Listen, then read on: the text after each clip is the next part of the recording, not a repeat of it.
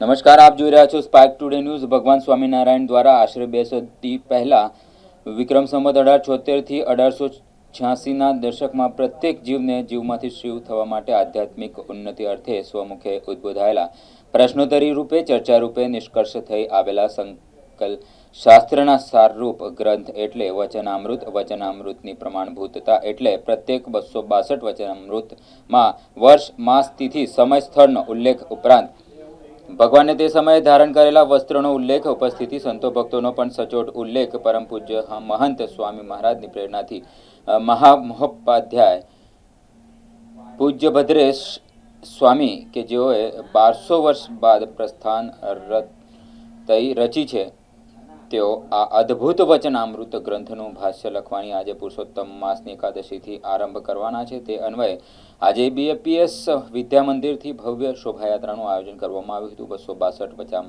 વચનામૃતના પ્રતિકરૂપ શ્વેત વસ્ત્રમાં શોભતા 262 બાળકો તથા 50 પૂજ્ય સંતોએ આ પવિત્ર વચનામૃત ગ્રંથને મસ્તક પર ધારણ કરી શોભાયાત્રામાં સામેલ થયા હતા। આજે રેલી કાઢવામાં આવી છે, શું છે વિશેષતા?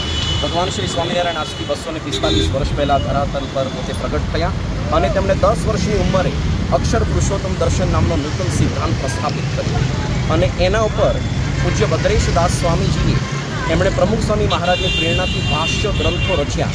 પ્રસ્થાનત્રયી એટલે કે ઉપનિષદ ગીતા અને બ્રહ્મસૂત્રો ઉપર જે કોઈ ભાષ્યની રચના કરે એનું વિદ્વત જગતની અંદર તત્વજ્ઞાન માન્ય થાય છે। તો ભદ્રેશદાસ સ્વામીએ અદ્ભુત કાર્ય કર્યું જે વિદ્વત જગતની અંદર માન્ય પણ થયું અને વર્તમાન કાળે મહંત સ્વામી મહારાજની આજ્ઞાથી વચનામૃત જે પરાવાણી છે ભગવાન સ્વામિનારાયણનો પોતાનો જ ગ્રંથ, વિશ્વનો એકમાત્ર ગ્રંથ કે જ્યારે ભગવાન બોલ્યા ત્યારે જ લખાયું અને ભગવાને પોતે પ્રમાણભૂત કરી આપ્યું।